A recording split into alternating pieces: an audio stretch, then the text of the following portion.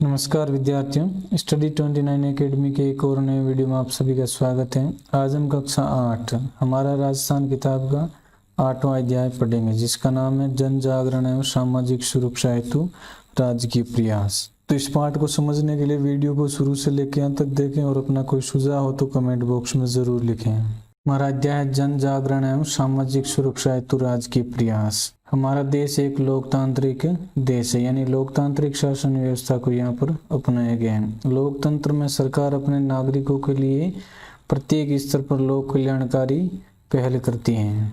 सरकार की ओर से लोगों की भलाई के लिए हर संभव प्रयास किया जाता है लोकतंत्र सरकार में। हमारा संविधान सामाजिक, आर्थिक एवं राजनीतिक स्तर पर लोकतांत्रिक मूल्यों की स्थापना पर जोर देता है। हमारी सरकार ने सामाजिक समरसता, राजनीतिक व आर्थिक समानता हेतु कई जन कल्याणकारी कानून बनाए, जिनका अध्ययन हम इस अध्याय में करेंगे। तो सरकार द्वारा बनाए गए जन कल्याणकारी कानूनों के बारे में हम इस अध्याय में जानेंगे।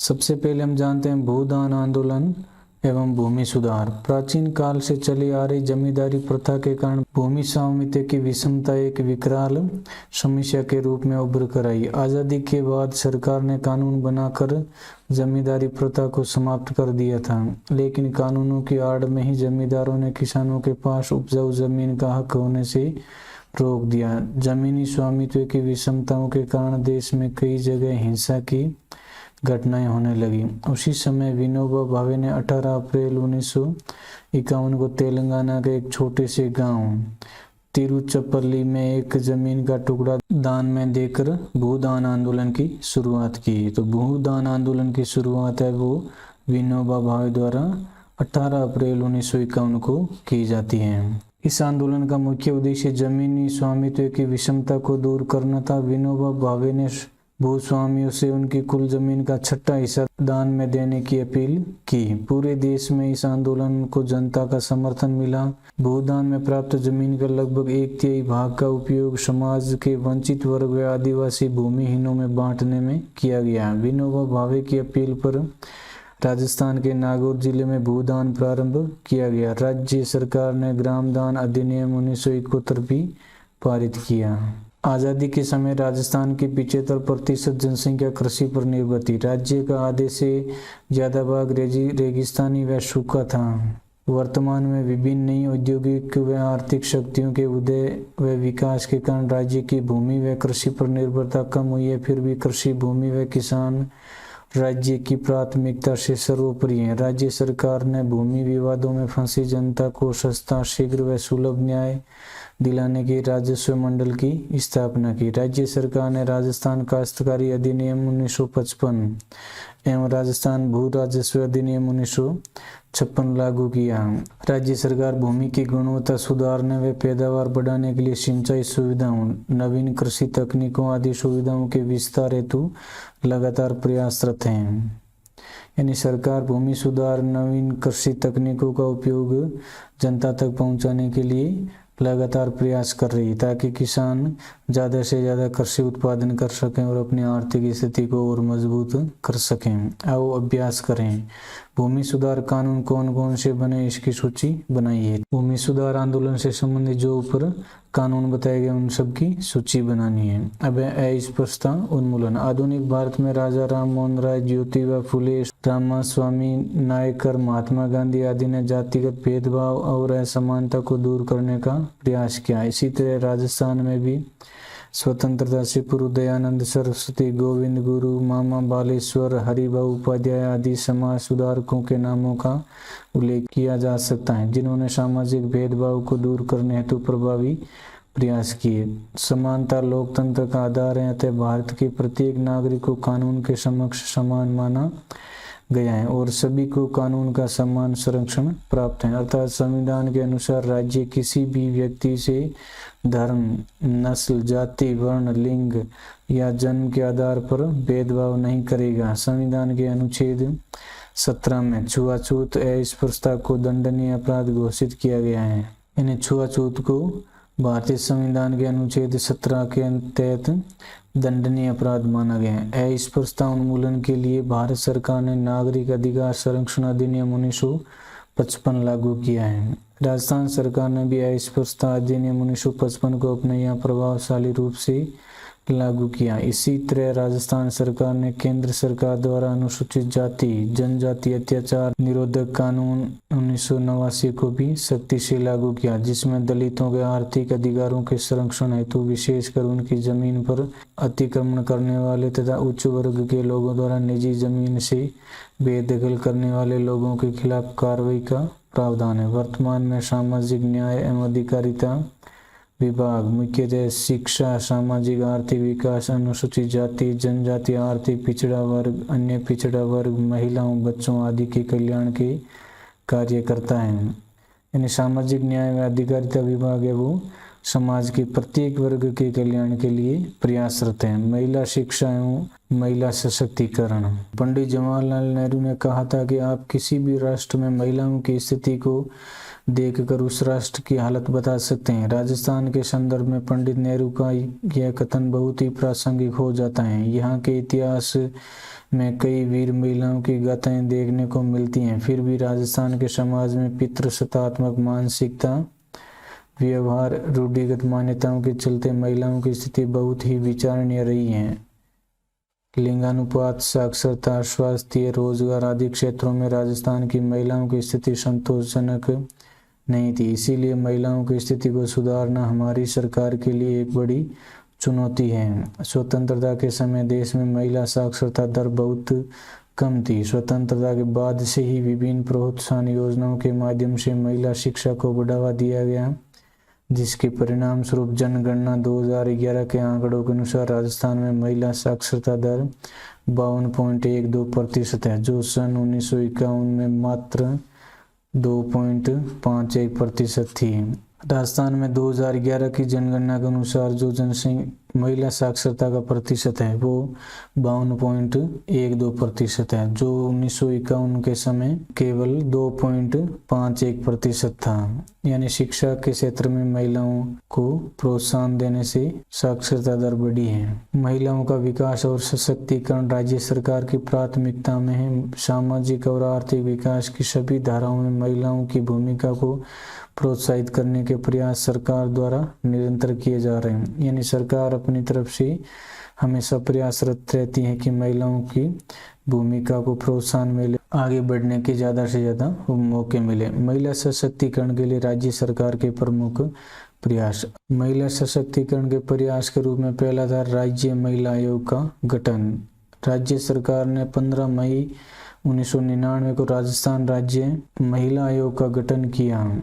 यह महिलाओं के प्रति अनुचित व्यवहार की जांच, राज्य लोक सेवाओं में महिलाओं के प्रति भेदभाव दूर करना तथा महिलाओं की दशा में सुधार की दृष्टि से प्रभावी कदम उठाता है। आयोग जनता से सीधी सुनवाई, जनसंवाद, शिकायत तथा समाचार पत्रों में प्रकाशित समाचारों पर संज्ञान के आधार पर कार्रवाई करता है। राज्य महिला आयोग में एक अध्यक्ष व 3 सदस्य होते हैं। राज्य महिला आयोग का जो गठन किया गया उसमें एक अध्यक्ष होता है और 3 सदस्य होते हैं। अध्यक्ष का कार्यकाल 3 वर्ष का होता है। महिला स्वयं सहायता समूह कार्यक्रम। महिलाओं को रोजगार देने एवं आर्थिक रूप से आत्मनिर्भर बनाने के लिए ये कार्यक्रम चलाया जा रहा है। इसमें 10 से 20 महिलाएं स्वयं अपने निर्णय लेकर एक समूह बनाती है, अपनी छोटी छोटी बचत के माध्यम से स्वावलंबन की प्रवृत्तियां विकसित करती हैं और स्वरोजगार की राह पर आगे बढ़ती हैं। इन समूहों द्वारा निर्मित उत्पादों की बिक्री के लिए सरकार अवसर उपलब्ध कराती हैं। तो महिला स्वयं सहायता समूह में 10 से 20 महिलाएं एक समूह बनाती है और अपनी छोटी छोटी बचत के माध्यम से स्वावलंबन की प्रवृत्ति को विकसित करती हैं और स्वरोजगार की ओर बढ़ती हैं। अब अगला बिंदु है महिला घरेलू हिंसा निरोधक अधिनियम 2005। महिलाओं को घरेलू हिंसा से संरक्षण और तुरंत राहत देने के उद्देश्य से भारत सरकार द्वारा यह अधिनियम लागू किया गया है। इस अधिनियम में घरेलू हिंसा को व्यापक रूप से परिभाषित किया गया है। राजस्थान में इस अधिनियम के तहत महिला एवं बाल विकास विभाग के सभी उपनिदेशकों, बाल विकास परियोजना अधिकारियों एवं प्रचेताओं को संरक्षण अधिकारी नियुक्त किया गया। राज्य के सभी अस्पतालों, प्राथमिक स्वास्थ्य केंद्रों, सामुदायिक स्वास्थ्य केंद्रों को चिकित्सा सुविधा के रूप में अधिकृत किया गया है। राजीव गांधी किशोरी सशक्तिकरण योजना सबला। इस योजना के अंतर्गत किशोरियों के पोषण और स्वास्थ्य स्तर को सुधारने, साक्षरता, कौशल विकास एवं सामाजिक मुद्दों पर बेहतर समझ विकसित करने का प्रयास किया जाता है। यह योजना 11 से 18 वर्ष की विद्यालय नहीं जाने वाली अथवा बीच में विद्यालय छोड़ देने वाली किशोर बालिकाओं के लिए संचालित की जा रही है। सबला योजना है ये 11 से 18 वर्ष की ऐसी बालिकाएं जो विद्यालय नहीं जाती या बीच में ही छोड़ दी, उनके लिए संचालित की जा रही है। अगली योजना है बेटी बचाओ बेटी पढ़ाओ।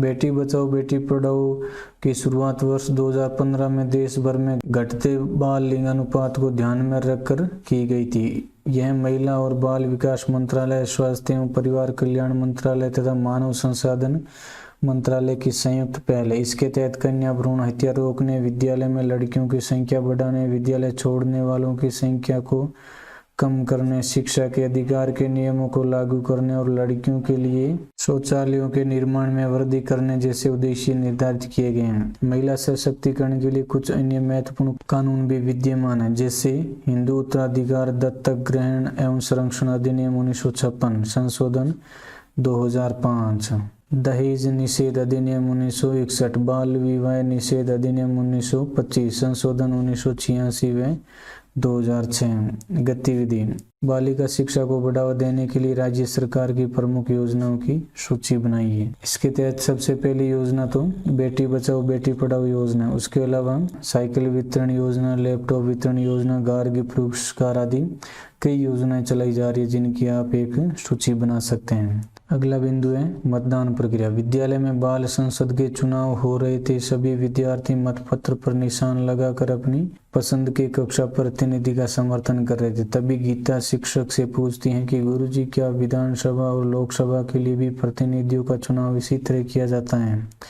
गुरुजी ने बताया कि अब अधिकांश चुनाव में इलेक्ट्रॉनिक वोटिंग मशीन ईवीएम का प्रयोग किया जाता है। ईवीएम के प्रयोग में मतपत्र पर मोहर लगाने के स्थान पर मशीन पर बटन दबाकर अपने पसंद के उम्मीदवार को वोट दिया जाता है। एक ईवीएम द्वारा अधिकतम 16 उम्मीदवारों को वोट दिया जा सकता है। इनमें से अंतिम बटन नोटा विकल्प का होता है। नोटा क्या है? चुनाव में खड़े उम्मीदवारों में से किसी भी उम्मीदवार को अगर मतदाता उपयुक्त नहीं मानता है तो वह अंतिम NOTA none of the above button दबाकर अपना मत सुनिश्चित कर सकता है। यानी मतदान करते समय जितने भी उम्मीदवार वहाँ चुनाव लड़ रहे थे उनमें अगर आपकी पसंद का कोई भी उम्मीदवार नहीं हो तो आप इस बटन को दबा सकते हैं। नन ऑफ द अबव यानी ऊपर जितने भी व्यक्ति हैं उनमें से कोई नहीं। इस प्रक्रिया में मतदान केंद्रों का निर्धारण, मतदाता सूची का प्रकाशन, उम्मीदवारों की सूची, ईवीएम को चुनाव हेतु तैयार करना आदि कार्य शामिल हैं। प्रत्येक मतदान केंद्र के लिए निर्वाचन अधिकारी कलेक्टर द्वारा एक मतदान दल का गठन किया जाता है। मतदान दल में एक पीठासीन अधिकारी व अन्य मतदान अधिकारी होते हैं। मतदान केंद्र में प्रवेश करते ही मतदाता के नाम का मतदाता सूची से मिलान किया जाता है। इसके बाद मतदाता के बाएं हाथ की तर्जनी अंगुली पर एमिट स्याही लगाई जाती है।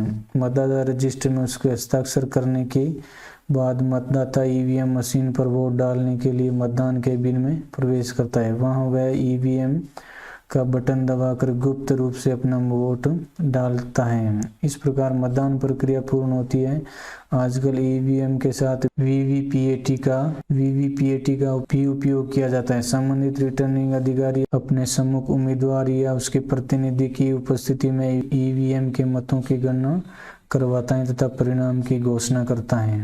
अब हम देखते हैं वीवीपीएटी क्या है। वीवीपीएटी का पूरा नाम वोटर वेरिफाइएबल पेपर ऑडिट ट्रायल है।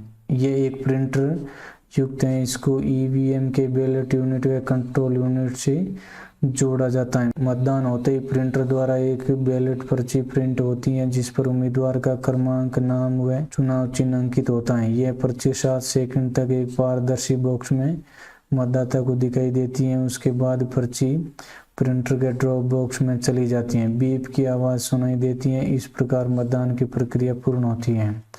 इससे मतदाता ये जान सकता है कि उसने जिस उम्मीदवार को वोट दिया है उसे ही वोट मिला है या नहीं। इसके उपयोग से निर्वाचन प्रक्रिया में निष्पक्षता एवं विश्वसनीयता बढ़ी है। मतगणना में विवाद की स्थिति में इन पर्चियों की सहायता ली जा सकती है। ये वीवीपीएटी मशीन है और ये बैलेट मशीन है जिससे बटन दबाकर वोट दिया जाता है। इस प्रकार गीता सहित अन्य विद्यार्थियों ने मतदान प्रक्रिया की जानकारी प्राप्त की। गतिविधि: शिक्षक प्रोजेक्टर के माध्यम से ईवीएम तथा वीवीपीएटी पर फिल्म दिखाएं। यानी वीवीपीएटी व ईवीएम क्या है, इनके बारे में छात्रों को जानकारी देना। अगला बिंदु है सुव्यवस्थित मतदाता शिक्षा और निर्वाचन सहभागिता स्वीप।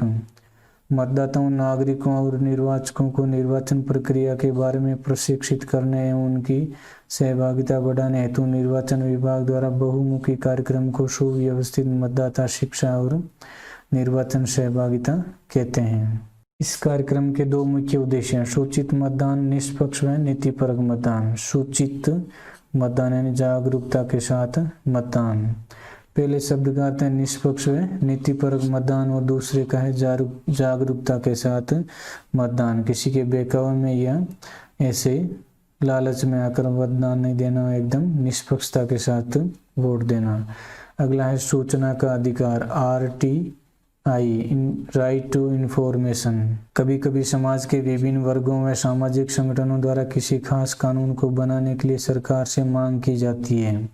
इन मांगों के प्रति सरकार संवेदनशील होते हुए कानून का निर्माण करती है। ऐसा ही एक उदाहरण हमारे राजस्थान में देखने को मिला है। राजस्थान के राजसमंद जिले की भीम तहसील के देवडोंगरी गांव में मजदूरों एवं किसानों ने अपनी मजदूरी से संबंधित सरकारी रिकॉर्ड जैसे हाजिरी और भुगतान रजिस्टर की प्रतियां मांगने के लिए संघर्ष किया। इसी मांग के आधार पर सन 2000 में राजस्थान सूचना का अधिकार कानून बनाने वाला पहला राज्य बना। धीरे धीरे सूचना के अधिकार का संघर्ष आंदोलन का रूप लेते हुए राष्ट्रव्यापी हो गया। जनता की भावना को स्वीकार करते हुए भारत सरकार ने सूचना का अधिकार अधिनियम 2005 लागू किया। यह कानून सरकारी स्तर पर जन भागीदारी एवं पारदर्शिता को बढ़ाने का शक्तिशाली कदम साबित हुआ। इस कानून के माध्यम से आम व्यक्ति सरकार अथवा किसी भी सरकारी विभाग से सूचना प्राप्त कर सकता है। एक साधारण आदमी भी सरकार की योजनाओं या उसके कार्यों के बारे में सूचना प्राप्त कर सकता है।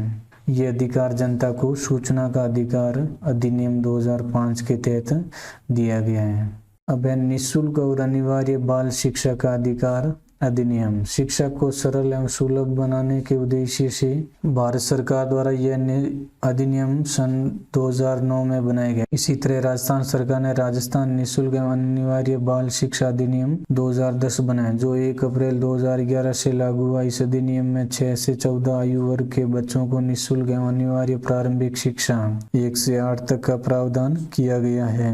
प्रारंभिक शिक्षा यानी 1 से 8वीं तक की शिक्षा, ताकि कोई भी बच्चा शिक्षा से वंचित ना रहे। इस अधिनियम के तहत बच्चा अपनी आयु अनुसार निर्धारित कक्षा में कभी भी प्रवेश ले सकता है। निजी स्कूलों में कमजोर व पिछड़े वर्ग के बच्चों के लिए 25% सीटें आरक्षित होती हैं, जिसके बदले में सरकार द्वारा तय राशि निजी स्कूलों को दी जाती है। निःशुल्क एवं अनिवार्य बाल शिक्षा अधिनियम के तहत अगर कोई बच्चा 10 साल का होने के बाद स्कूल में जाता है तो उसको उसकी आयु के अनुसार कक्षा में प्रवेश मिलेगा। यानी 10 साल का बच्चा है तो वो या तो 4वीं या 5वीं में एडमिशन लेगा, नहीं कि उसको पहली कक्षा में एडमिशन दिया जाएगा। उसको या तो 4वीं में या 5वीं में आयु के अनुसार एडमिशन दिया जाएगा। इसके अलावा निजी स्कूल, प्राइवेट जितने भी स्कूल हैं उनमें भी कमजोर व पिछड़े वर्ग के बच्चों को पढ़ाने के लिए सरकार की तरफ से 25% सीटों के लिए अनुदान दिया जाता है। यानी बच्चों की तरफ से कोई शुल्क नहीं दिया जाता है, उनकी जो भी फीस होती है वो सरकार की तरफ से दी जाती है।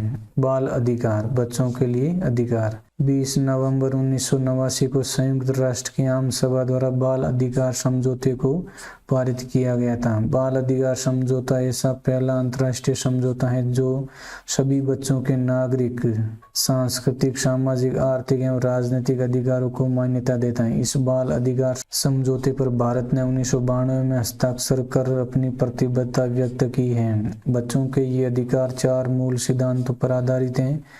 इसमें जीने का अधिकार, सुरक्षा का अधिकार, विकास का अधिकार और सहभागिता का अधिकार शामिल है। संयुक्त राष्ट्र आम सभा द्वारा जो बाल अधिकार समझौता पारित किया गया उसमें बच्चों के लिए चार मूल सिद्धांत आधार बनाए गए हैं, जिनमें जीने का, सुरक्षा का, विकास का व सहभागिता का अधिकार, ये 4 अधिकार शामिल हैं।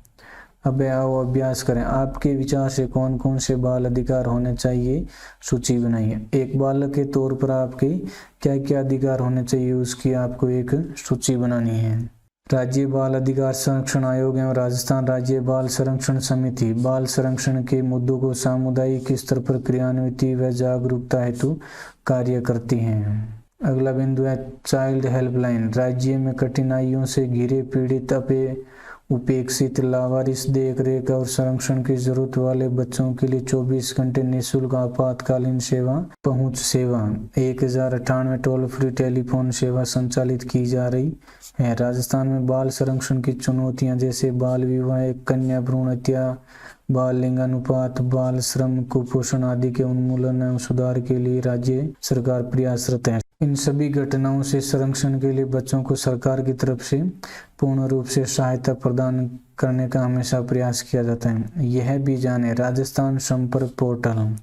अब हम जानते हैं राजस्थान संपर्क पोर्टल के बारे में। राज्य सरकार ने सितंबर 1919 को जन सामान्य की शिकायतों को दर्ज करने और समस्याओं का निराकरण करने का अभियान प्रारंभ किया है। इस पर कोई भी व्यक्ति कार्यालय में उपस्थित हुए बिना समस्याओं को ऑनलाइन दर्ज करवा सकता है। पंचायत समिति और जिला स्तर पर राजस्थान संपर्क केंद्रों पर निःशुल्क रूप से शिकायतों को दर्ज कराने की सुविधा उपलब्ध करवाई गई है। सिटीजन कॉल सेंटर 181 से शिकायत को दर्ज कराने व उसकी सूचना प्राप्त करने की निःशुल्क सुविधा प्रदान की गई है। साइबर सुरक्षा एवं साइबर अपराध, यह एक तरह की सुरक्षा है जो इंटरनेट से जुड़े हुए सिस्टम के लिए है। इसमें हार्डवेयर, सॉफ्टवेयर और डाटा को साइबर अपराध से बचाने एवं सुरक्षित रखने का काम किया जाता है। बड़े बड़े कंप्यूटर विशेषज्ञ और आईटी के प्रशिक्षित लोग इस तरह के काम करने में सक्षम होते हैं। साइबर सुरक्षा यानी इंटरनेट पर कई प्रकार के हमले होते हैं जो हार्डवेयर, सॉफ्टवेयर व डाटा को नुकसान पहुंचा सकते हैं। तो इनको बचाने के लिए, साइबर अपराध से बचाने के लिए कंप्यूटर विशेषज्ञ व आईटी के प्रशिक्षित लोग काम करते हैं। साइबर सुरक्षा हमलों के प्रकार। अब देखते हैं साइबर सुरक्षा में कितने प्रकार के हमले होते हैं। बदलती तकनीकी के कारण हमारी सुरक्षा हमारे लिए काफी चुनौती भरा काम हो गया है। साइबर धमकियों, अपराधों से बचने के लिए हमें हमारी जानकारी को सुरक्षित रखना काफी जरूरी है। रैंसमवेयर यह एक प्रकार का वायरस होता है जो कि अपराधी द्वारा लोगों के कंप्यूटर और सिस्टम में हमला करके फाइलों को नुकसान पहुंचाता है। फिर उसके बाद अपराधी कंप्यूटर या सिस्टम के मालिक से राशि वसूलता है और तभी उसके सिस्टम को छोड़ता है। मालवेयर यह कंप्यूटर की किसी फाइल या फिर प्रोग्राम को नुकसान पहुंचाता है, जैसे कि कंप्यूटर वायरस, वॉर्म, ट्रोजन आदि। ये मालवेयर के नाम है। साइबर धोखाधड़ी, ऑनलाइन फ्रॉड या चीटिंग, इसमें वार्तालाप के माध्यम से चालाकी से लोगों को जाल में फंसाया जाता है ताकि उनसे उनके निजी डाटा, पासवर्ड आदि की जानकारी ली जा सके। फिशिंग व स्पूफिंग इसके उदाहरण हैं। फिशिंग में क्या होता है? ये एक तरह का ठगी का तरीका है जिसमें लोगों को प्रतिष्ठित या विश्वस्त संस्थानों के नाम से फर्जी ईमेल भेजे जाते हैं। इस तरह के ईमेल का उद्देश्य जरूरी डाटा को चुराना होता है, जैसे क्रेडिट कार्ड या नेट बैंकिंग की जानकारी। फिशिंग के अंतर्गत क्या किया जाता है? आपके कार्ड का डाटा या नेट बैंकिंग के यूजर नेम, पासवर्ड आदि चुराने का प्रयास किया जाता है। स्पूफिंग, इसमें ठगी करने वाला व्यक्ति किसी वैध व्यवसाय, पड़ोसी या विश्वस्त होने के बहाने से किसी अन्य की पहचान या व्यक्तिगत जानकारी प्राप्त करने का प्रयास करता है। अब साइबर सुरक्षा के उपाय, ये तो अभी हमने साइबर अपराध पढ़े। अब इनसे सुरक्षित कैसे रहें इसके बारे में हम जानते हैं। साइबर सुरक्षा के लिए अपने पासवर्ड या एटीएम पिन को गोपनीय रखें एवं समय समय पर बदलते रहें। अपने कंप्यूटर व लैपटॉप में नवीनतम एंटीवायरस सॉफ्टवेयर का प्रयोग करें। किसी को भी फोन या ईमेल पर व्यक्तिगत जानकारी न देवें। एटीएम व बैंक खातों से संबंधित धोखाधड़ी की सूचना तत्काल संबंधित बैंक को देवें। साइबर अपराध की स्थिति में नागरिक national cyber crime reporting portal पर ऑनलाइन शिकायत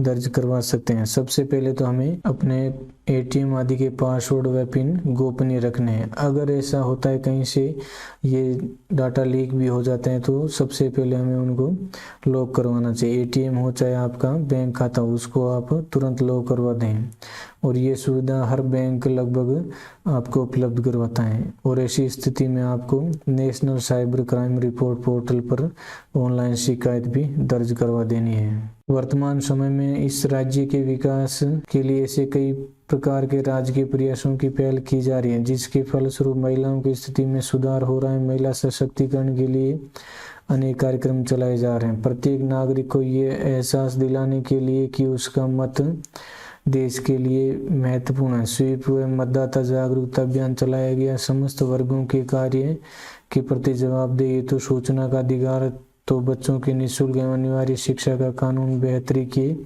लिए बनाया गया। वहीं नवीन तकनीकी को अपनाने व अपने कार्यों को सुगम बनाने के साथ छिपे चले आए साइबर अपराधों से बचने के लिए भी जागरूकता कार्यक्रम चलाए जा रहे हैं। इस प्रकार कहा जा सकता है कि जन जागरूकता एवं सामाजिक सुधार हेतु किए जाने वाले राज्य के प्रयास ही उस राज्य के प्रगति पथ पर आगे बढ़ाते हैं। यानी जितनी उन्नत योजनाएं और जनता के कल्याण के कार्य होंगे उतना ही राज्य प्रगति करेगा। अब है शब्दावली। नोटा, इनमें से कोई नहीं, यानी ऊपर जितने भी उम्मीदवारों के नाम है उनमें से कोई अगर आपको उचित नहीं लगता हो तो आप इस नोटा बटन को दबा सकते हैं, जिसकी अंग्रेजी में पूरी स्पेलिंग है नन ऑफ द अबोव, इनमें से कोई नहीं। VVPAT, इसका पूरा नाम है voter verifiable paper audit trail. SVEEP, इसका पूरा नाम है सुव्यवस्थित मतदाता शिक्षा और निर्वाचक सहभागिता, जिसे अंग्रेजी में हम कहेंगे systematic voter education and electoral participation programme. अब अभ्यास प्रश्न हल करते हैं। निम्नलिखित प्रश्नों के सही उत्तर के विकल्प को कोष्टक में लिखिए। सन 2011 की जनगणना के अनुसार राजस्थान की महिला साक्षरता दर है, तो 2011 की जनगणना के अनुसार राजस्थान की महिला साक्षरता दर है 52.12%। तो हमारा विकल्प आ जाएगा ब। भूदान आंदोलन के जनक हैं, भूदान आंदोलन के जनक विनोबा भावे हैं, वो भूदान आंदोलन के जनक माने जाते हैं। स्तंभ अ को स्तंभ से सुमेलित कीजिए। VVPAT, इसका मिलान करते हैं voter verifiable paper audit trial. EVM, electronic voting machine. NOTA, इनमें से कोई नहीं। मजदूर किसान शक्ति संगठन, सूचना का अधिकार और बाल अधिकार समझौता ये संयुक्त राष्ट्र संघ ने लागू किया। वीडियो अगर उपयोगी लगा हो तो इसको लाइक करें और अपने दोस्तों में शेयर करें। चैनल पर पहली बार आए तो चैनल को सब्सक्राइब कर लें और बेल आइकन भी दबा दें ताकि आने वाले वीडियो के नोटिफिकेशन आपको समय पर मिल सकें। वीडियो को पूरा देखने के लिए आपका बहुत बहुत धन्यवाद।